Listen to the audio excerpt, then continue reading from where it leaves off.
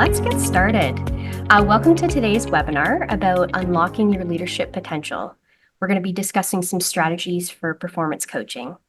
This webinar is brought to you by Queen's IRC, and my name is Lindsay Van Zulen.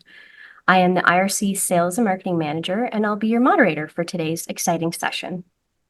To begin, let us acknowledge that Queens is situated on the traditional lands of the Anishinaabe and Haudenosaunee First Nations territory. We make the statement in an act of reconciliation, honoring the land and Indigenous presence here, which does date back over 10,000 years. We are grateful to be able to live, learn, and play on these lands. Before we dive into today's session, I'd like to just take a moment to go over a couple of housekeeping items.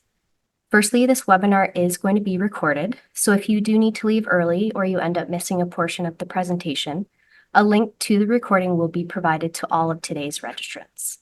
Secondly, you're welcome to submit any questions that you have throughout the session via the Q&A box that is found at the bottom of your screen. We'll have a more sort of formal session that takes about 40 to 45 minutes, and then we will open it up for Q&A, so questions will be saved for the end of today's presentation. Now, please join me in welcoming our facilitator for today's webinar, Linda Allen Hardesty, who will guide us through the ins and outs of performance coaching. Linda is an organizational development expert, accredited executive and team coach, and Forbes Coaches Council member. With over 20 years of experience, she excels in executive development, team effectiveness, and emotional intelligence. Linda has held corporate leadership roles, including one with the Hewitt Top 50 Employers in Canada, and became the first manager of strategy and performance for a municipal government. She holds a Master of Education from the University of Regina, and she's worked across diverse industries such as oil and gas, healthcare, education, professional associations, and municipal government. Together with her husband, Linda proudly calls the Canadian prairies home. So sit back, grab a pen and paper, and get ready to unlock your leadership potential. Without further ado, I'd like to pass it over to Linda. Thank you, Lindsay. I really appreciate you and the IRC team. We are a great group of partners that have worked hard to put on this webinar. So welcome everybody, wherever you are joining us from. I want to set the context for our time together in this hour that we have. Something has brought you here today to not only register, but to actually join the webinar. And I'm really curious what that will be for you. Our time together will be lecture style. However, there'll be many opportunities for you to actively engage and participate in our time together, both on the screen with 3 different polling questions, as well as some of that inner work you're going to do on your own. And I'm so glad Lindsay suggested grabbing a pen and a piece of paper because you'll be able to use that.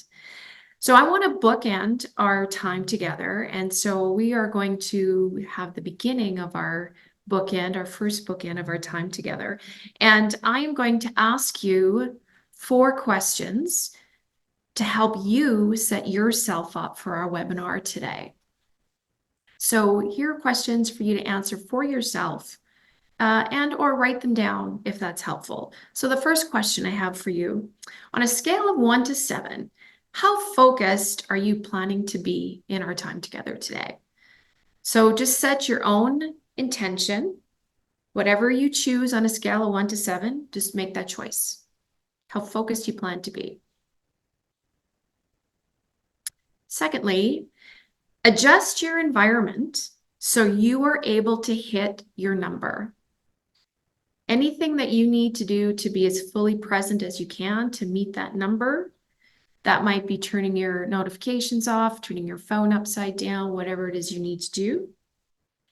My third question for you to help you set yourself up for our webinar, on a scale of 1 to 7, how deep in reflection are you going to want to go today? So in a guilt-free way, no judgment way, just give yourself a number on 1 to 7 on how deep in reflection you want to go. And fourth, and my last question for you to help you set yourself up, and this is how we're going to bookend the beginning of our conversation. Think about the goal that you have today. What is important to you about this topic of performance coaching? What is it that you want to take away from your time together today? What's important to you about that topic? And what might you do to actually start to reach that goal? So I'm going to leave that there with you.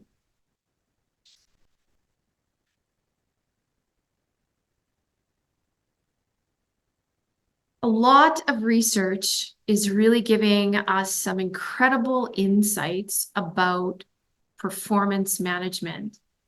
And this latest research from Gallup, the whole report is called Reengineering Performance Management. And what I really like about this particular bit of research and everything that does come out of Gallup is it's global, it's all sectors, and it's very practical in terms of what we can actually do, both about the research finding and some of the suggestions. So I want you to really keep in mind that you in a leadership role, there are a lot of strengths that you have and that you are really likely bringing. So I don't want you to take this lightly. I want you really to realize, don't take for granted what you are doing or could be doing. But the real fuel to performance and performance management is coaching. And some of the trends are really shifting away from management to performance and coaching and the relationship with your employees. So as we shift and really talking about the role that coaching can play, I'd like you to really keep in mind that a coach approach is how you can have conversations with your employees. So let's look at the key things that have come up in the research that's really informing coaching. 14% of employees feel their performance is managed in a way that motivates them. So less than 1/5 of employees feel their performance is managed in a way that motivates them. 26% of employees surveyed receive feedback on their performance less than once a year. And a little extra piece on that is 2% actually do get feedback weekly, but a quarter, less than once a year, hear anything from their leader.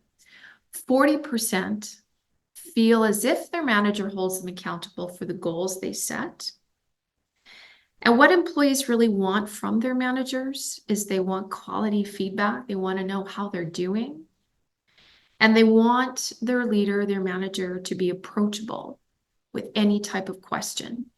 And they also want them to be available and accessible when they have a question. And I think that this really provides a real spark, hopefully, to you to not take these actions for granted. Make sure that if you're thinking and you are doing them, it is holding value. And many managers in the survey do admit that they have room to grow. In fact, 4 out of 10 acknowledge that they've not achieved advanced proficiency in how they manage performance. And leaders are being held accountable. And as you know this already, you're being held accountable for developing others. But very few leaders are ever taught best practices for coaching others. So you're held accountable for develop them, but rarely getting the development you need to actually know how to do that. Just last week, the Leadership Circle Profile shared the results of their poll on LinkedIn, asking people how they like to receive feedback and communication from their leader. 77% of respondents want regular check-ins from their boss. And they want that to get feedback on how they're doing and a way to foster ongoing communication with their boss. 77% actually want that. So this is where taking a coach approach and how you have conversation with your employees is not only really effective, but they desire it. I'm not sure that they really know how to ask for that, but here's an opportunity. I'm going to offer you 2 definitions right now, and we'll link them together. The definition of coaching from the International Coach Federation, which is the one of 2 of the largest professional designation bodies for the profession of coaching. Coaching is partnering in a thought-provoking and a creative process that inspires them to maximize their personal and professional potential. So partnering, with your employee. Thought-provoking and a creative process, it's definitely a process. Inspiring the person you're having this coaching conversation with to maximize their own potential and what you can do to really guide that experience with them. And we'll expand on that to talk about what is performance coaching, which is a lot more of a conversation and a term that we are having now and focused on when it comes to the employee and the leader or manager relationship and how you provide those opportunities for performance. So performance coaching focuses on development, so looking forward, and growth, looking forward. It focuses on accountability. We're going to talk a little bit about what that means and really expand perspective on accountability and how that is shared going forward. It focuses on the relationship between the leader and the employee. And I really focused on that a lot in the latest article that I wrote about this topic, and making performance conversations a regular part of organizational life. That is performance coaching. And just thinking about that poll, where 77%, they want regular check-ins to really have that conversation and hear how they're doing. So this is the reason why we at Queen's University took the traditional performance management program and the fairly recent revamped coaching skills for leaders program. We brought them together going forward to have a 3-day performance coaching program, which really does help develop and really fuel the role that coaching can play in performance. So really understand how to be an effective coach and the actions that you can take to coach your people really, really well. And one of the other trends I'm really seeing and hearing in performance coaching globally is that leaders are going to be, I think, what we're seeing, more recognized and rewarded for coaching behaviors as well as the outcomes, but also the coaching behaviors going forward. So here's an opportunity. I'm going to ask you a question, and then Lindsay is going to put the poll up on the screen and give you a chance to pick which of the 4 best is true for you. So on a scale of 1 to 4, how would you rate the amount of performance coaching that you have received from whomever your manager is, if you think about it that way? So A, or number 1, very good, which means you receive coaching frequently throughout the year. That would be a 1. B, or number 2, it's good. I receive a coaching conversation every now and then. 3, it's fair. Year-end review only, but mostly the conversations before that aren't really coaching. Or 4, would you say not good at all? I don't receive any coaching to who I report to, none from my manager. So I'll invite you to choose just one. Which of those 4 would you say best represents your situation or your experience right now? And I'll give you a moment to think about that.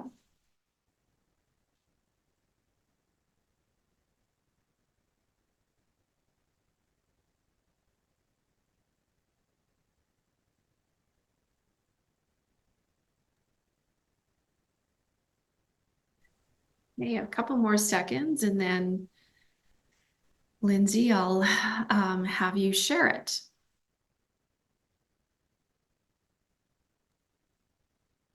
Bet. So we just have a couple more that are trickling in here. Oh, awesome. Okay, I'm going to go ahead right now and just end the poll.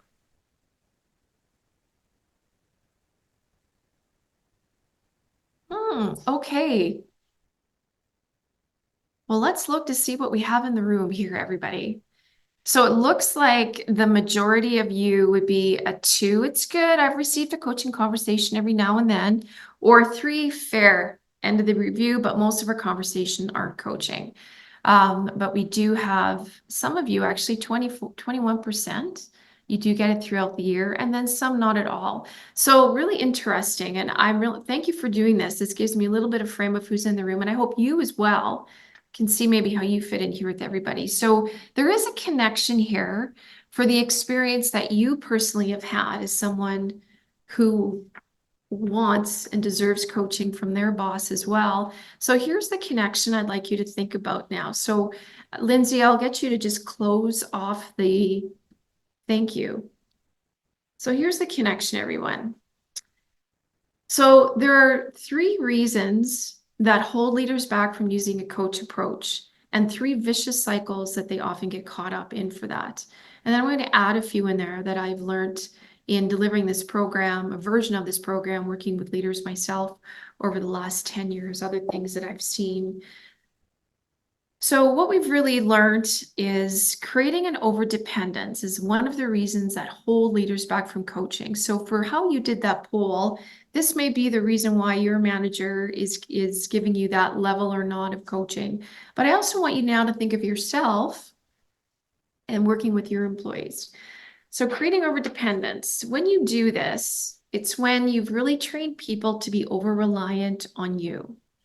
You've got an awful lot of work to do. And because people are so reliant on you, you actually become a bottleneck. And that can actually hold you back from having a coach approach conversation with your staff because you really are the bottleneck to everything. And there is so much going on for you. If you would develop a coaching habit and take a coach approach over time with your employees, your team would be more self-sufficient. It would increase their own autonomy, being able to make some decisions, knowing when to come to you, that sense of mastery a little bit more about how they're doing their work. And it will also, over time, reduce your need to jump in. But at the moment, you really could be creating a lot of overdependence that people may have on you. The second reason that often holds people back from taking a coach approach with their teams and another cycle, vicious cycle that they get caught up in is getting overwhelmed. You can be overwhelmed with the quantity of work that you have, and you could be pulled in many different directions. That's one of the reasons that actually holds people back from having a coaching conversation with their employees. You may lose focus, be overwhelmed, and the more you lose focus, you could just see the cycle. Whereas if you built more of a coaching habit and had more coaching conversations with your employees, you will regain the focus so you and your team can actually do the work that has the real impact. You can direct your own time to solve the challenges that make a difference and be available in those coaching type conversations for your staff. The third reason that often holds people back from taking a coach approach with their team and gets them caught up in a vicious cycle is becoming disconnected. You become disconnected from the work that really, really matters. So busy, disconnected from what's really going on. It's not enough to get work things done, but work really must have impact and meaning. If you build a coaching habit over time and take a coach approach, you would actually reconnect yourself back to the team, back to the work that matters, and that the team really does start to share more things with you to help you really be connected with what's actually going on out there. And this can really give you the fuel to really have the courage to really step out and actually see what's going on. When you have these coaching conversations, it actually pulls you more into the reality of what your employees are actually feeling and thinking. These three vicious cycles were identified by Michael Bungay Stanier. He wrote the book, The Coaching Habit. Many of you may have heard that already. A lot of the leaders I coach, many of them already have his book. And those who haven't, once they hear about them, him picks up the book. And I think Michael's done a really great job to kind of normalize what might be holding you back. But I'm going to offer you three more reasons in my experience that hold leaders back from having coaching conversations with their staff, their employees. A lack of training and best practices for coaching others. And as I said that earlier at the beginning, we really find that a lot. We put people in leadership positions, people seek and want to take on a leadership role, but very few leaders at the right time and getting ready for that have ever had training to learn how to coach, to shift from being an individual contributor or a doer to shift to one of coach and how that is done. So the lack of training is a big reason. Number 5, the fifth reason that I've observed that holds people back from taking a coach approach with their employees is they themselves have not been the recipient of a coaching style. You might not know the benefits of that long-term because you've never had it. So if you think of how you answered that polling question before, that may provide insight as to what may be holding you back, or maybe you are taking a coach approach, but not fully as much as you could. And the last reason that I've observed that really holds people back is you may be in an organizational culture that fosters solely a directive leadership style. These are cultures where all direction, tell you what to do, here's your goals, go forth and do it, constant direction, without the ability to really have a different type of conversation. So there are also some cultures that I have experienced and worked with leaders that are complete opposite, where the coaching approach is one that is expected, one that you have with other people, and some areas where they don't take the coaching approach at all. So think about where that might be and what might be holding you back. And as we go forward in our time together today, coaching really is about you having a different type of conversation with your employee. So if you find yourself in one of these six, and let's take a look at what that might be, you've come to the right place. And if you are using a coach approach in some ways, fantastic. You've obviously overcome something, and this is a chance for you to even kick that up a notch. But thinking about these six, I'm going to turn it over to you again. And Lindsay will pull the poll up on the screen. What is holding you back from using a coach approach of all these six? Is it people are so over dependent on you? You're the bottleneck for everything, very little autonomy. They are waiting for you before they make a move. Are they very reliant on you? Or you get overwhelmed. You were pulled in so many different directions. You couldn't possibly think about having a different type of conversation. You become disconnected from the work that may really matter. Interesting. I was working with a group of leaders 2 weeks ago, and that was the one that was big for almost all of them in the room, is how disconnected they felt what was really going on. Or are you in the situation where you think, I don't know that I've had a lot of training. What are the best practices in coaching other people? Maybe you yourself have never been the recipient of that. And so no judgment there. I also ask this with no judgment, but here you are.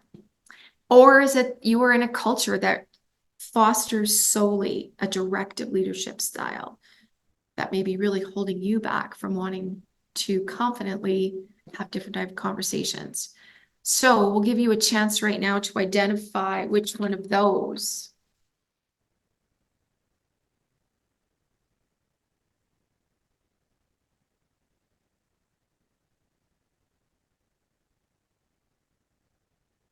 Which one best represents what might be holding you back from using a coach approach, or one from using it even more? That's another way to look at it for those of you who feel you are using coaching.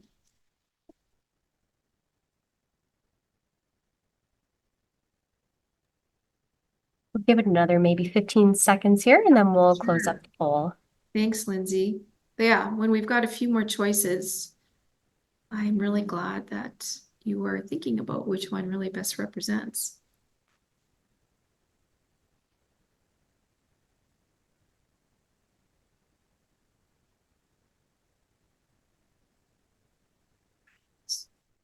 Wow. Wow, we have all six here in the room. The highest, so getting overwhelmed, you're pulled in many different directions, can't focus. It's really holding you back from having a coaching conversation with someone. And almost as high is the lack of training and best practices. Yeah, that's so very common. And yeah, I guess the third one here I'm seeing is that overdependence. People really are. So this is where coaching can start to free you up to experience the opposite of some of these challenges. And looking back, knowing that 65% of you were at that good or fair on the recipient side of actually knowing what it's like to have coaching. And now we kind of layer on some of this. So keep this in mind. You've now also solidified what your goal may be in this webinar as well to really focus on.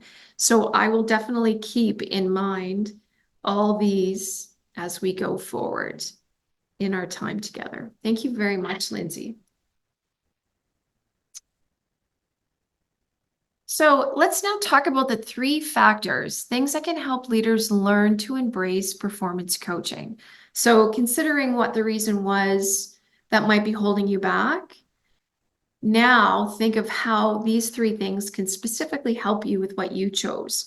Majority of you said you're really overwhelmed, it's tough to focus, and you haven't had a lot of training. So here you are now. We'll meet you where you are right now. And here are three things that can help you embrace it and really start to address what you just identified as your roadblock, something holding you back. I'm going to go through these three in a bit of time, talk about the factors that can really help you overcome what you identified to really embrace performance coaching. So, coaching the person, not the problem. Your job is to notice and assess yourself as a leader. So, let's dive a little bit into that first factor is coach the person, not the problem. Really focusing on a growth mindset, knowing that people have the ability to grow, learn, change, adapt, try, make effort. When you believe that your employee has that capability and capacity, you're holding a growth mindset for them. And I do really believe that people will feel that from you. If you don't have the growth mindset, you believe they're not going to change, there's no hope, nothing I can do. So think of your employee as someone who does have capacity to really do that adapting and that growing. And also think of yourself as you and your own growth mindset for what you can provide to that person, really focusing on the person. For you to shift from the external problem to the person and their capacity to learn is the shift to happen. Someone I'm working with after we had this conversation around coaching the person, not the problem, he said, I really realized that I need to be a people leader instead of a process manager. Instead of managing and overseeing all the steps, what if I focus more on the person and the people and really thinking about that? When someone brings a challenge to you and you start to have a coaching approach type conversation, instead of drilling down on the technical, the factors, the detail, let your employee think about that. Let's just talk about what have you tried so far? What's the goal that you have? What is it about this that you're coming to me about today? Where can we really start in this conversation? How can I help you? Focus on that person and start to shift yourself away from the actual details of the problem.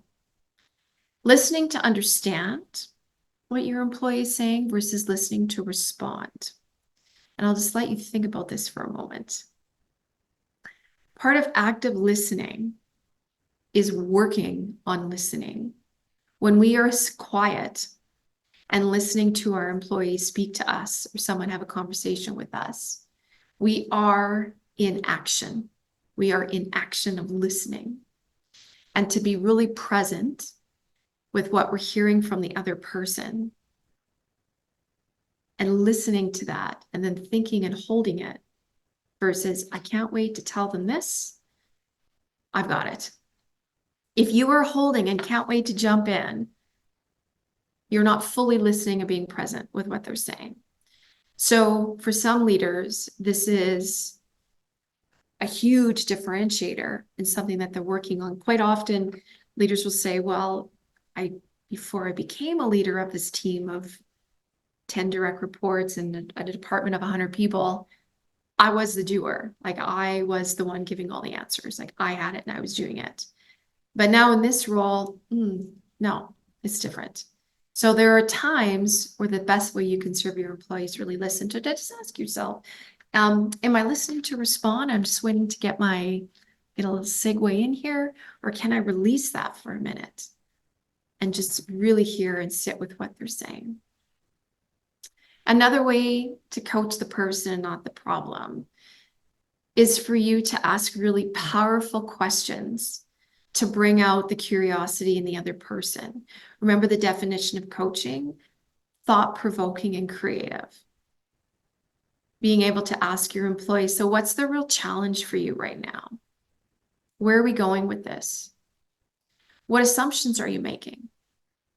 That can be a real juicy question. What assumptions are you making? And how do you want the team to feel about this? What makes these powerful questions is that they can't be answered with a yes, no. You don't have the answer to them. You shouldn't. Question that it's not yours to answer. And starting with the what or how, that's a fantastic recipe for getting a powerful question. So really focus on the person rather than the actual problem. Strong factor. And for many leaders that I work with, this is the one that they get the most excited about and want to embrace and can actually find really difficult. I was working with one of the participants in the older coaching skills program was saying, I'm the GM of this large organization. And I'm also an engineer. And before I became the GM, people would come to me for all the problems and the technical answer. Now people are coming to me and they're not asking me any engineering questions. They're asking me things about vision, a little bit of clarity. They want to come to me for some of these conversations. So a lot of that inner work for the leader to do their own shifting away, listening to understand versus listening to respond, shifting from the external problem to actually, how can I help this person in front of me? So when they leave here, they're not over dependent on me. Got it. Take the growth mindset and ask powerful questions, which is also going to connect you to what's really going on out there because they're going to tell you. So if you think back to how you answered that poll, the second factor that would really help you really embrace your ability to be a performance coach and have a coaching conversation is really realizing that your job as the leader is to notice. Observe their progress over time. Things that you are working on with your employee, things they may bring to you or things that you may be offering to them, usually aren't quick fixes. Sometimes leaders get really frustrated with trying to shift to a coach approach sometimes when things don't get resolved right away. But knowing that it can happen over time. So really observe and notice things over time. Notice behaviors, both their effort and the results. The results may or may not be achieved in a fast time frame, but really notice the effort that they're taking. And that might sound something like, I just really noticed that you are bringing up this factor at the beginning of all of our team conversations now. And I just really want to acknowledge you for that. It's making a difference. So letting people know when they are trying to do things differently, that you really notice the effort that they're actually making. Call that out. That's your way to help them be accountable, is you're noticing. That's part of your partnership and accountability. And feed forward mindset. Being able to look forward with them down the road and letting them know what be coming up next. And that might sound something like, what advice do you have for someone tackling this now that you've figured it out? What are you going to do next? We'll have an opportunity on this project again next week. What are you most looking forward to and how we can address this issue then? So forward, help them take what their effort and trying and have accomplished. How can you help them think next time? How they will. So really forward that, the opportunity, looking feedback, the word back, that ship has sailed. Like that's already happened. Feedback is not the only thing to offer an employee. It's just helping them move that forward. Find your best challenge and support combination. It really is all about the relationship that you have and the one that you want to foster more with your employee. So challenging, what assumptions are you making? I'm offering you this information and insight because I believe you have the capacity to do it different the next time. And I really thank you for bringing this forward. I know you're going to have a great conversation with that person tomorrow.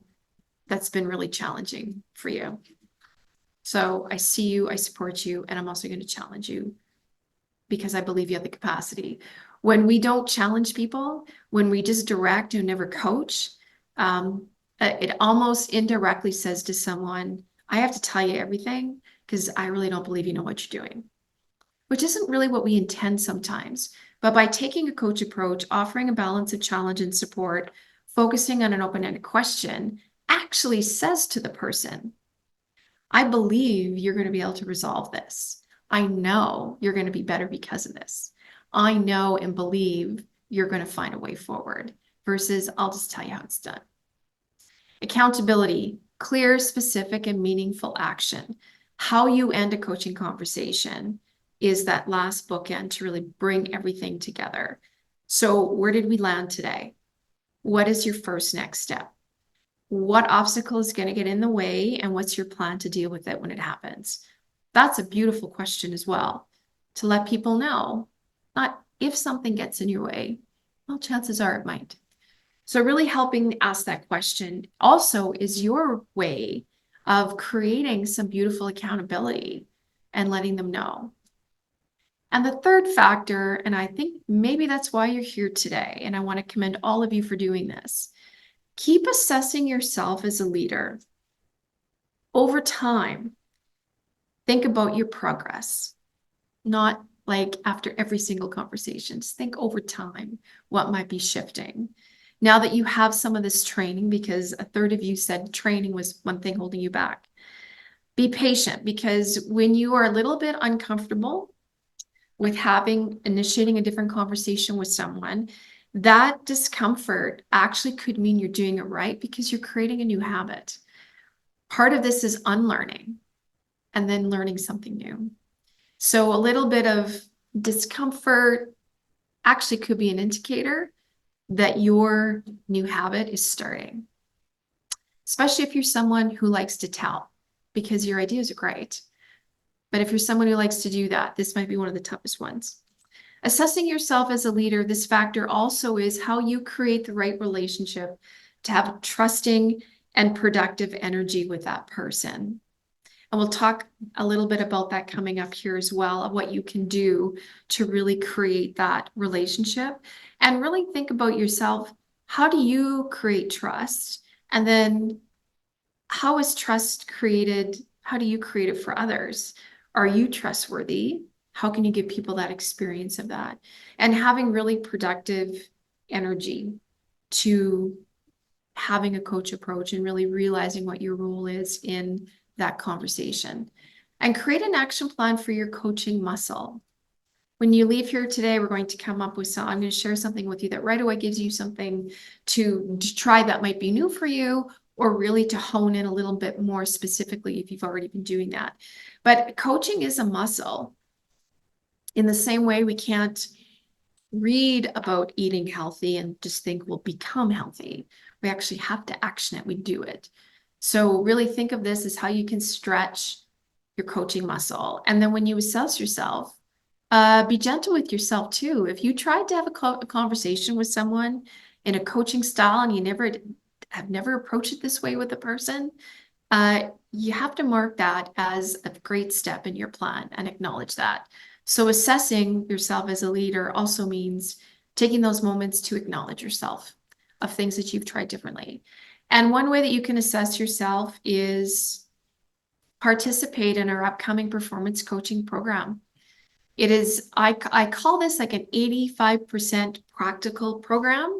You're getting into it right away, and you can actually take those ideas with you.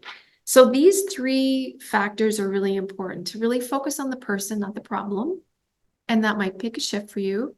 Your job is to notice, and that never stops. And then keep assessing yourself as a leader and really coaching on the person, not the problem. You really focus on the individual's growth versus just all the issues. The growth mindset. This is probably one of the best ways to summarize coaching the problem, not the problem.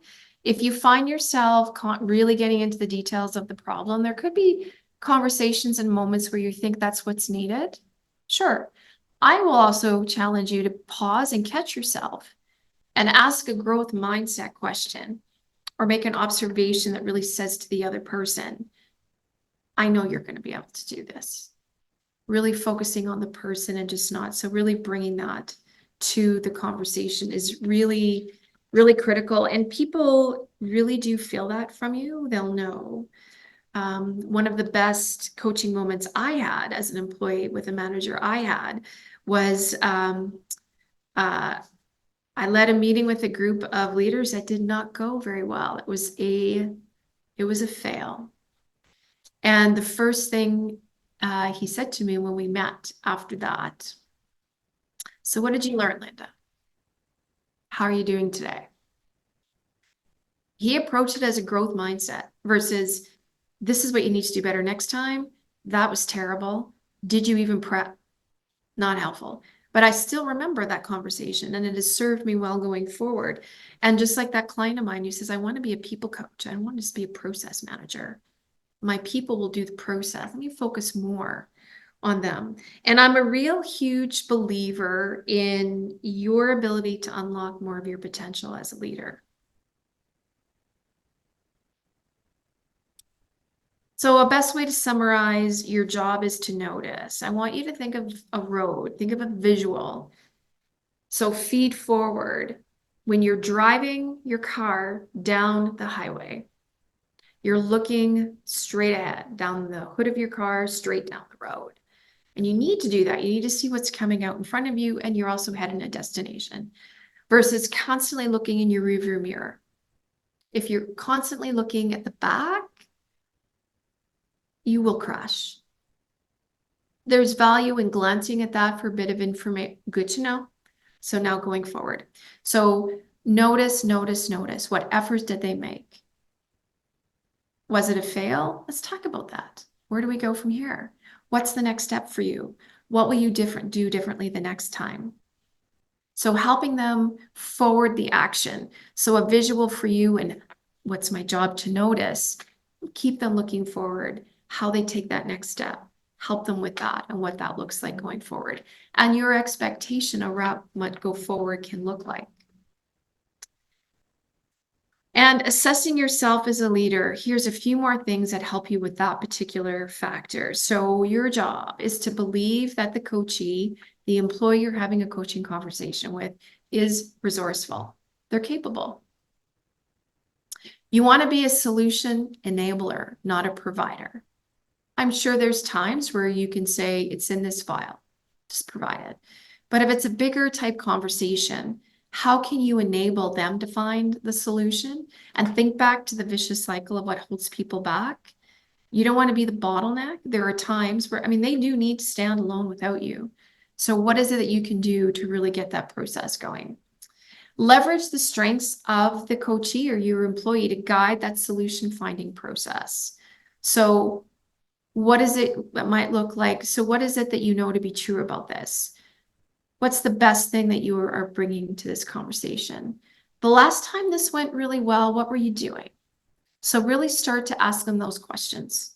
Your job also to be in coach mode, to really wear the coach shirt, is be your mirror. Reflect back and paraphrase, which might look like, you know what, Monica, I just want to say, I think you flagged 3 things here that are really big deals for you. Let me just see if I got it right. This, and this. So let them know. Or being able to say, you know, Sabine, I just noticed you got a worried look on your face. What's going on?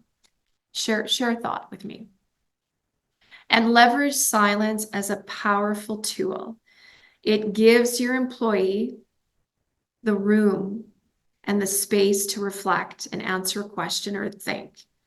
You might be providing them a moment where nobody else in the day has. And this is about you, not about your employee. So get comfortable with silence. Try that out with a friend and see if you could sit there for how many seconds in that silence to see what that's like. Silence doesn't mean you have to fill the space. Silence is the learning that's happening for the other person. So with those 3 factors, I want to ask you those 3 factors and specifically about the third one. Here's our last poll of the day. Which one of these would you say is the most natural for you to do? You can do this action. In fact, you do it no problem. In other words, you might already do it, or you feel pretty confident that you could start doing it tomorrow or more. So which one of these would you say, yeah, I can do that, or I already do it, or yeah, that one's not going to be my tough one. That one is going to be the strength that I bring into coaching. So pick which one, believing that the coachee is resourceful, so the growth mindset, you don't have to tell them. Being a solution enabler, not a provider. There are times where you're comfortable not directing. Or maybe you can really leverage the strengths of somebody else to help guide them in that process. That might be something you're really good at, really natural. Or are you really great at reflecting back, paraphrasing back, kind of being a mirror, letting them know what you see? Or are you one of those, maybe you're a unicorn, I'll throw this out here, where you actually can leverage silence. You're comfortable with that to give that space to the other person. Or would you say, I don't even think I could pick one of these five right now, so I'm just going to pick none. But over to you. We'll spend just probably about, I don't know, 8 more seconds, Lindsay, to get people to pick which one is the most natural for you.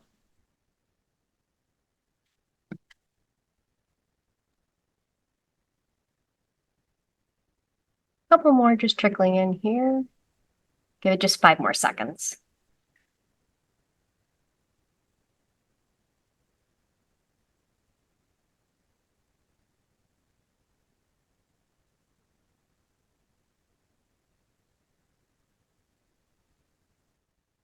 Oh, okay. Thanks, Lindsay. Thank you, everybody. So 17% of you believe that the coachee is resourceful. That you've got that. That is it's already set. It's natural. 21% of you being a solution enabler, not a provider. Fantastic. So there's a fifth of you that already believe that you have that mindset. 27% leveraging the strengths of the coachee. Awesome. Which is actually what I'm doing right now. If you haven't figured that out, you all bring strengths to the coach approach. Being a mirror. So about a quarter of you can mirror back and paraphrase and be clear what that is. And then about 9 of you leveraging silence is a powerful dual as a way so for the 9 of you that pick that, I jokingly say unicorn, but maybe not joking. My experience, this is the toughest part when a leader is really shifting from being in the employer to being the employee to actually leading and managing. And so the fact that it is the lowest one is also consistent with what I've heard. So if you're picking this as something to work on, you're in good company. It's one of the most common challenges of leaders in coach approach. Wonderful. Thank you so much, Lindsay, and thank you everybody for that. So as you come up with your action plan, everyone, you now know what you have as a strength to leverage. So the last part of our time together today, I'm going to really close this off for you. And this is the takeaway tool for you to use in starting and ending a performance conversation. And I've started to use this language. This is about the bookends. So we did the first part already, but I'm a huge believer before you have a coaching conversation with an employee, there are times where you think you might want to script and plan it out. I'm a big believer in scripting out the start and the end of what that might look like. So for you, about to initiate a coaching conversation with one of your employees, or you've got a meeting coming up with them anyway, and because of this conversation, you're going to take more of a coach approach to that conversation than maybe what you might have done. So I would really script out and really start to think, what is your goal for that employee in having the conversation?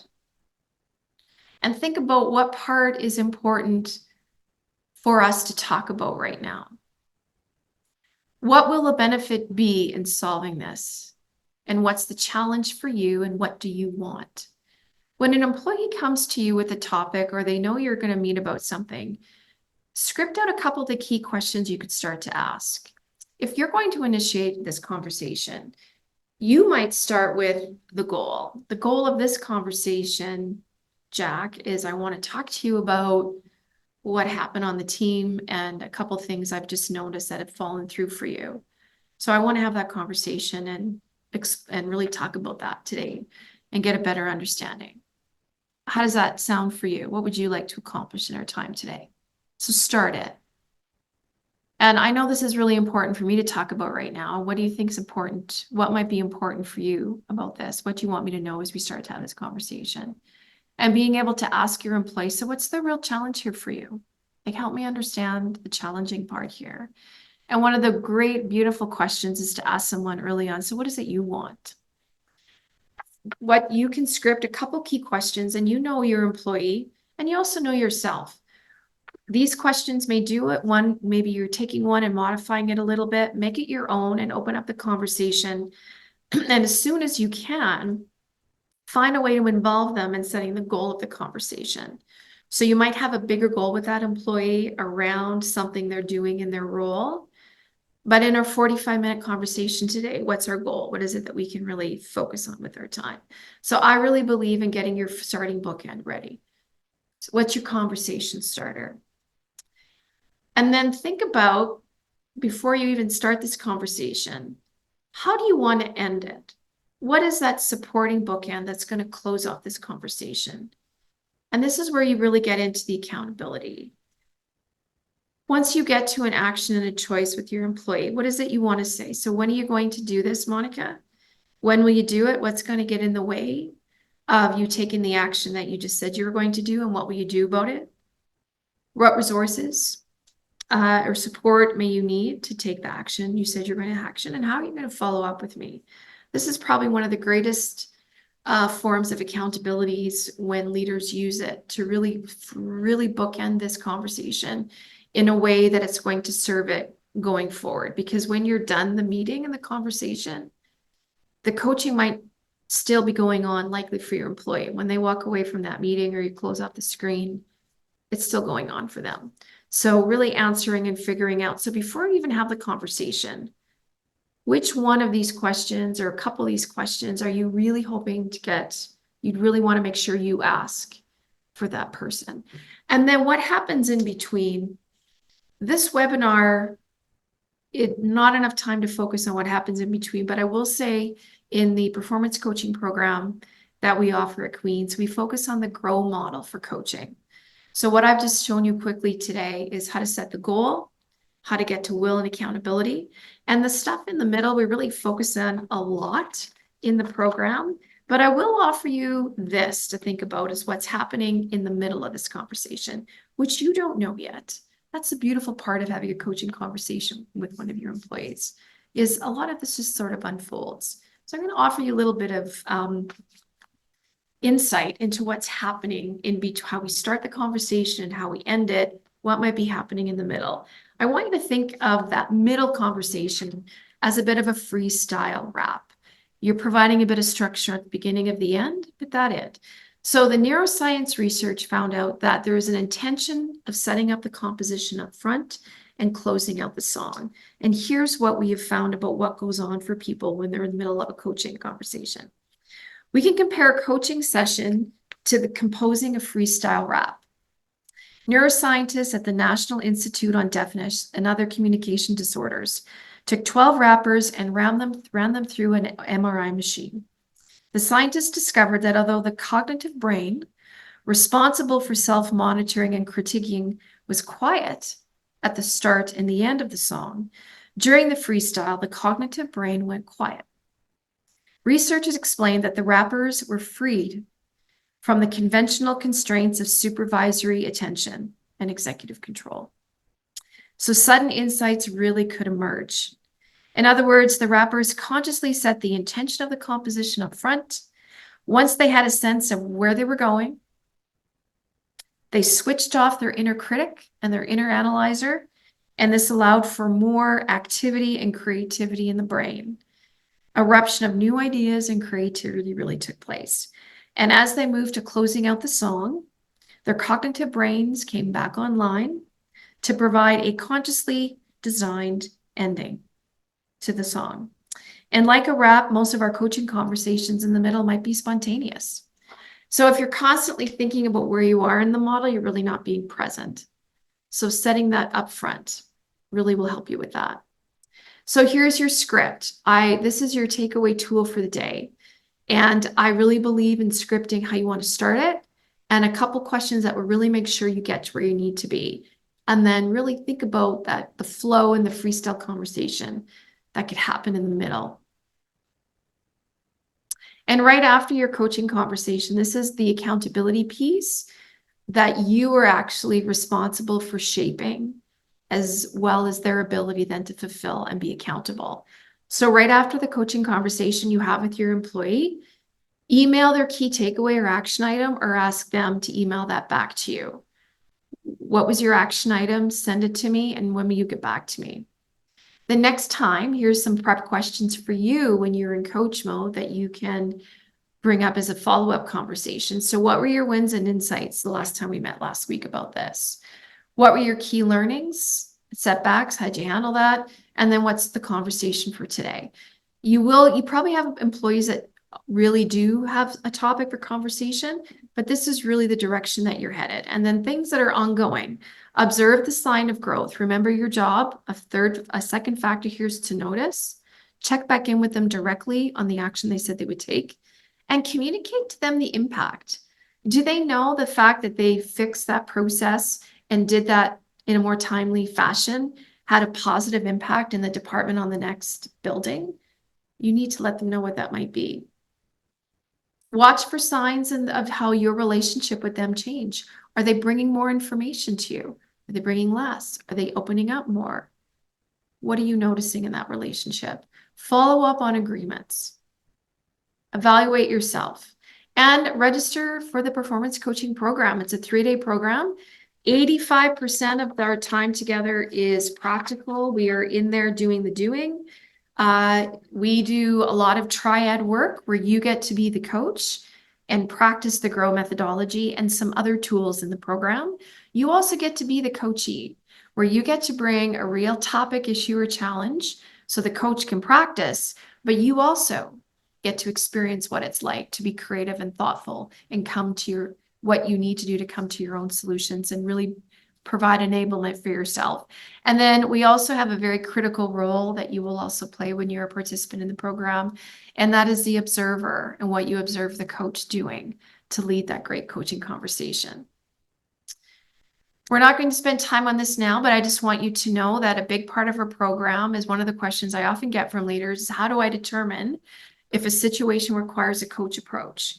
So we really talk about the energy you put in and the energy that you want the other person, your employee, to put into the conversation. Do you need to be directive and take some mentoring? Or is this a situation where you can use a coach approach? How do you really develop all levels of employees? So we really spend a lot of time in giving you confidence in determining what the situation best requires, or even how can you introduce a coach approach to your employees that you've maybe never taken that with.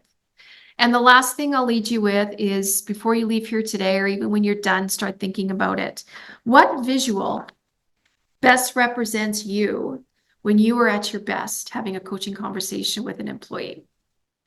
For me, when I was in a leadership program in my first leadership role, one of our modules was coaching. I was sitting in a situation like you. And at the end of the program, our facilitators gave us little plastic rubber ducks. And the visual for them was to remind us on the toughest thing for all of you when you voted on that was being comfortable with silence and listening. So this was a reminder to shut the duck up and be in that learning mode. So if this visual doesn't work, I'd like you to think of what visual is you at your best when you're about to go into a coaching conversation, and really get yourself in that mindset. And I want to turn it over to Lindsay with a little bit of time that we have left. And I want to thank everybody for the work that you've done in being intentional and taking away an action item for yourself. Well, thank you so much today, Linda. That was an awesome presentation. We do have a couple minutes left, and we've had some questions that have come through. So I'll just sort of start in the order that they've come in. Our first question here is, how do you develop a coach approach when it isn't a part of the culture of the workplace? There are 4 to 6 reasons that we discussed, and this actually came in during one of the polls, Okay. that prevent me from a coach approach. Yeah. It starts one conversation at a time. So find someone that you work with that you could start having a different conversation, knowing that it's really going to strengthen your skill as a leader and give somebody else another experience. I would suggest don't wait for permission to do it, but start with impacting a conversation, one person at a time, one conversation at a time, and know what that might be feeling like.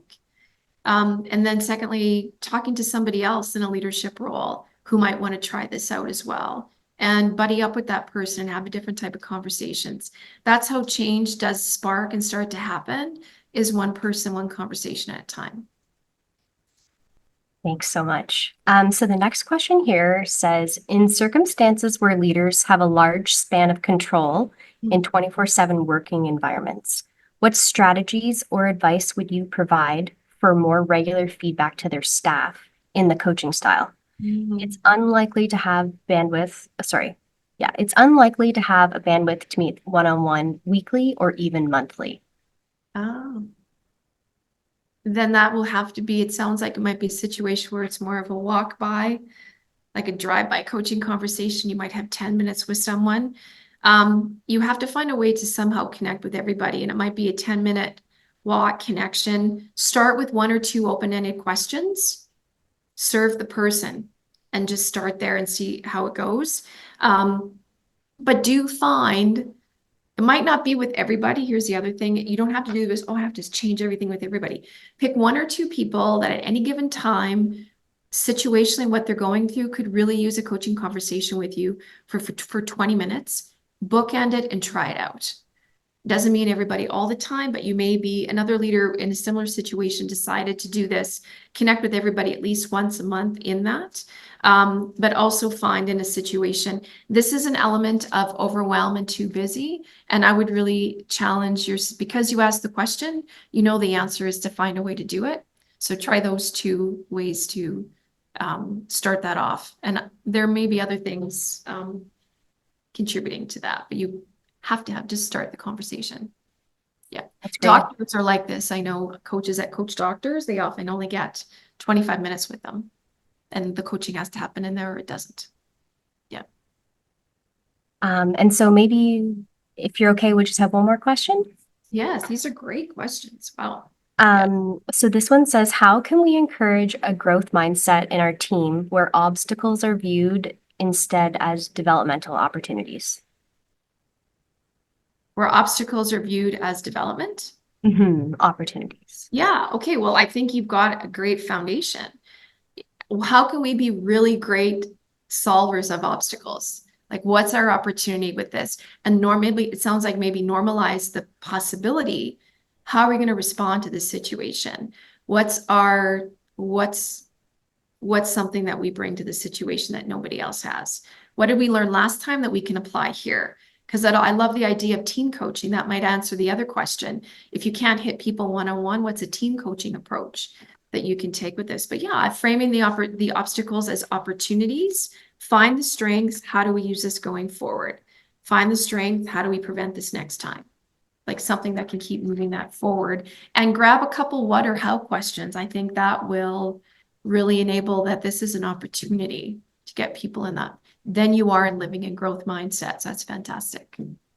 Wonderful. Well, thank you so much today, Linda, for such an insightful session and sharing your expertise on the topic of performance coaching. I just wanted to give a reminder to everyone that we will be sending out a recording of today's webinar, so keep an eye on your inbox. Linda also mentioned that we do have a very exciting new program that she's leading for us. It's called Performance Coaching, and it's taking place this fall on October 8th through 10th in Toronto, Ontario. So if you're interested in registering or learning more about this program, please feel free to reach out to us. We are offering a special introductory price for the first session of this program. So it does make it a great opportunity for you to develop and really hone those skills for driving performance growth and accountability within your organization. So thank you everyone again for attending and participating in today's session, and I hope you all have a fantastic rest of your day.